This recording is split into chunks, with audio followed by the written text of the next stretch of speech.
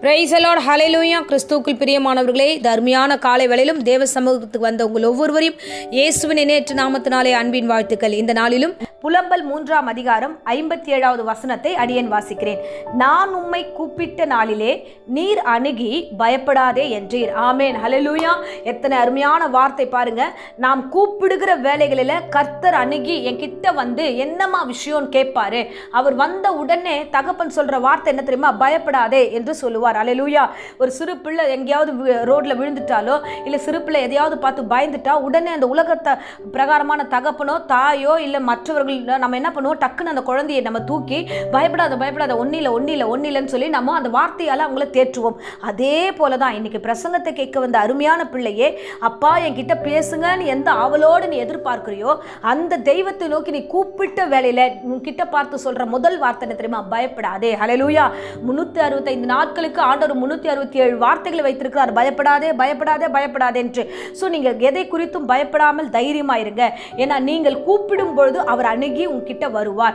மனுஷர்களை நம்ம நிறைய தடவை ஹெல்ப்பு கூப்பிட்டுருப்போம். மனுஷர்களை நிறைய தடவை நம்ம வந்து எனக்கு வாங்க, எனக்காக நீங்கள் ஏதாவது செய்யுங்க நம்ம சொல்லியிருப்போம். ஆனால் மனுஷர்கள் அதை வந்து இணங்கி உண்மையாக நமக்கு செய்வாங்களான்றது ஒரு டவுட்டு தான். ஏன்னா ஒருவேளை நமக்கு செய்யறதுக்கு அவங்களுக்கு பிடிக்காமல் இருக்கலாம். ஒருவேளை நம்ம மேலே இருக்கிற கோபம் எரிச்சல் அவங்கள வந்து செய்ய விடாமல் பண்ணலாம். இல்லைன்னா அவங்களால வர முடியாத சூழ்நிலை அவங்க இருக்கலாம். எப்படியோ அந்த சில நேரங்களில் அந்த மாதிரியான ஒரு சூழ்நிலைகள் நடக்கும். நம்ம கூப்பிட்டா வரலையேன்னு நம்மளும் கோச்சிப்போம். இந்த மாதிரி ஒரு சூழ்நிலைலாம் இருக்குது. ஆனால் அப்பா அப்படி கிடையாது. நீ எப்பெல்லாம் கூப்பிடுறியோ அப்பெல்லாம் வந்து உனக்கு அணுகி உன்கிட்ட வருவார். உன்கிட்ட வந்து என்னம்மா, என்ன ஆச்சு, என்ன வேணும், உனக்காக நான் என்ன செய்யணும் அப்படின்னு அவர் அணுகி உன்னை கேட்பார். ஆமென், ஹல்லேலூயா. பாருங்க, லூக்கால ஒரு வசனம் இருக்கிறது.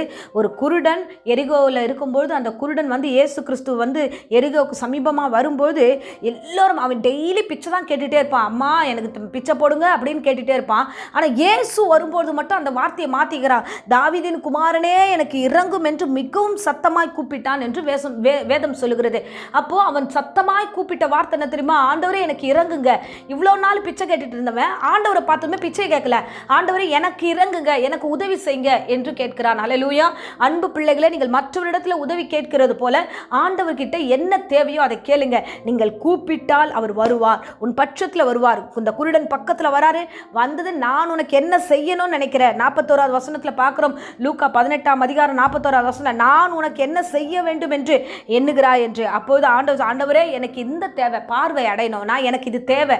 ஸோ எனக்கு வந்து வீட்டின் காரியங்கள் சந்திக்கப்படணும், எனக்கு ஒரு நல்ல வேலை கிடைக்கணும், என்னை ஆண்டவரே நீர் பலப்படுத்துங்க, எனக்கு இந்த சின்ன சின்ன விஷயம் எதுவுமே பிடிக்கல, ஆண்டவரே இந்த காரியத்தை மாற்றுங்க, என்ன தேவையோ அதை சொல்லுங்க.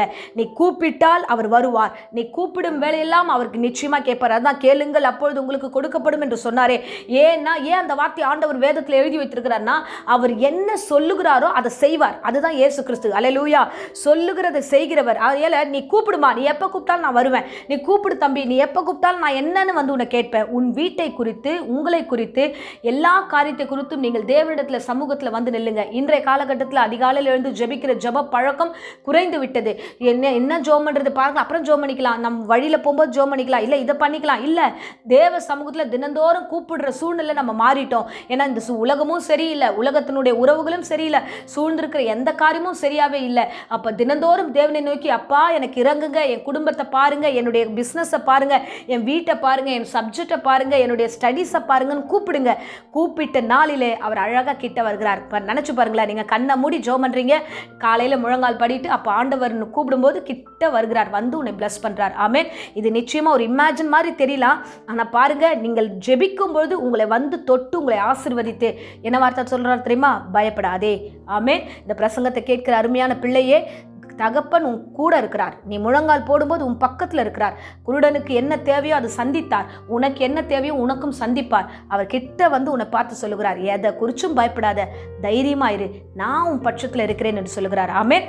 ஆண்டவர் இருக்கிறார். நீங்கள் எதை குறித்தும் பயப்படாதீங்க. மிஞ்சி எந்த காரியம் மிஞ்சி போகாது. அதனால ரிலாக்ஸாக ஜெபத்தில் வைங்க. கர்த்தர் அணுகி ஆசீர்வதிப்பார். ஆமென்.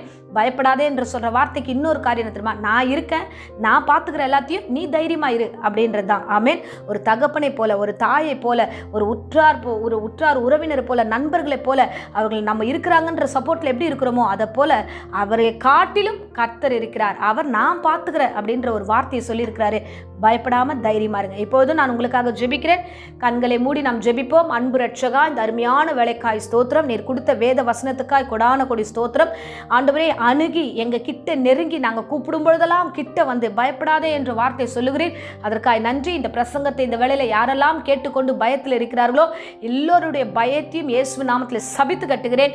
கர்த்தர் நீர் இணங்கி கிட்டே வந்து ஆசீர்வதித்து இந்த குடும்பங்களையும் பிள்ளைகளையும் இந்த பிரசங்கத்தை கேட்ட ஒவ்வொருவரையும் ஆசீர்வதியும். இயேசுவின் நாமத்தினாலே சுகத்தை கட்டளையிடுகிறேன். வியாதி பலவீனங்களை இயேசு நாமத்தில் சபித்து கட்டுகிறேன். என் தகப்பன் பூரண சுகத்தையும் ஆரோக்கியத்தையும் கட்டளையிட்டு வழி நடத்தும். இயேசுவின் இணையற்ற நாமத்தில் ஜெபித்து ஆசீர்வதித்து ஒப்புக் கொடுக்கிறேன். ஜீவனுள்ள நல்ல பிதாவே, ஆமேன், ஆமேன். Praise the Lord. God bless you.